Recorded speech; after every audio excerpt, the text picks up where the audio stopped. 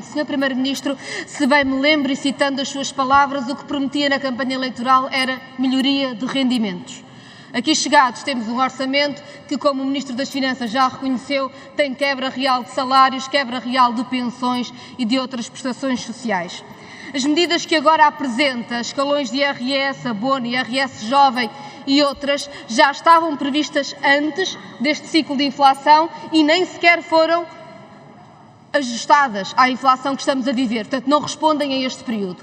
O que promete como grande medida, que é a baixa de ISP, de facto é apenas o Governo a abdicar de uma pequena parcela do brutal aumento de receita que terá com este ciclo de inflação.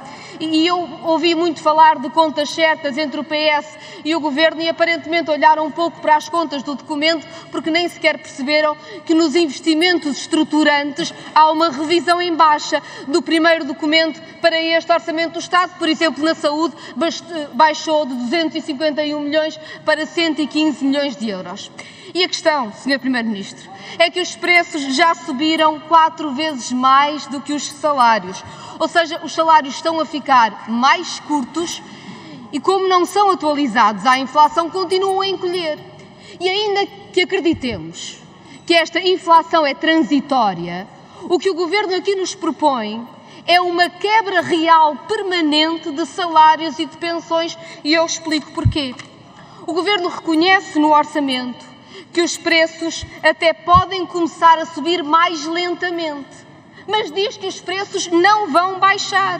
Ou seja, o cabaz de produtos essenciais, que nos últimos meses subiu de 180 para 200 euros, não vai baixar, vai continuar a aumentar. Se a inflação este ano, números do Governo, é 4%, para o próximo ano, números do Governo, 1,6%. Ou seja, ninguém vai chegar ao supermercado em 2023 e ter os preços como estavam no primeiro semestre de 2021. Eles vão estar sempre a subir. E como os salários não são atualizados à inflação, há quebra real, permanente de salários. Vamos fazer as contas, usando as previsões do Governo, que são, aliás, otimistas, e eu espero que tenha razão sobre a inflação. Um trabalhador que ganhe 1.250 euros, para não perder face à inflação, precisava de uma atualização de 50 euros por mês. O Governo propõe um aumento no Estado, e que é sinal para o privado, de 11,25 euros. O que quer dizer que o trabalhador que ganha 1.250 euros por mês, no final deste ano, teve uma quebra salarial real de 542,50 euros. Vamos a um pensionista.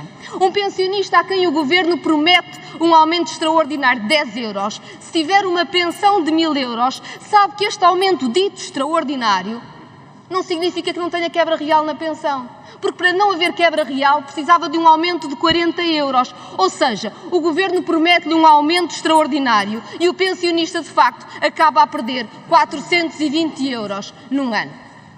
O corte que o Governo propõe, a quebra de rendimentos, é real mesmo para os mais pobres dos pobres.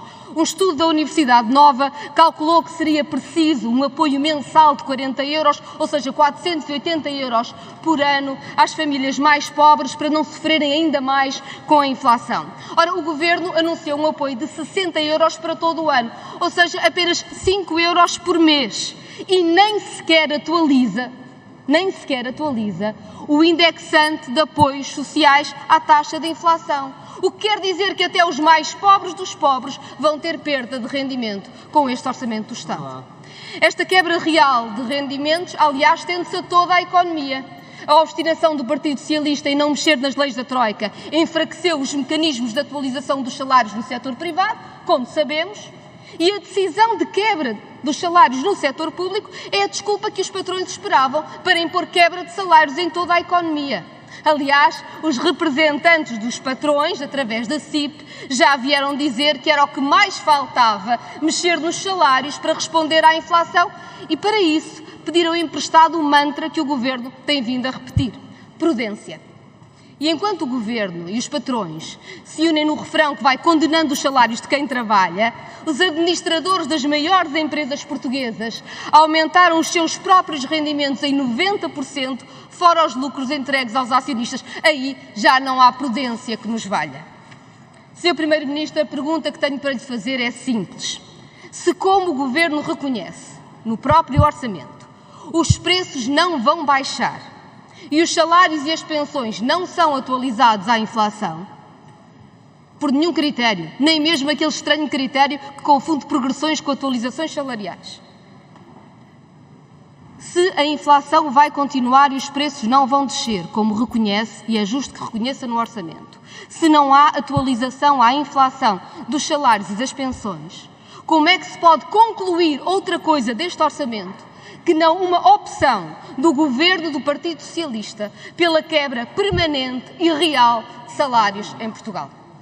Sr. Primeiro-Ministro, na verdade, hoje, os argumentos que lhe ouvi distinguem-se muito pouco dos argumentos de sempre da direita.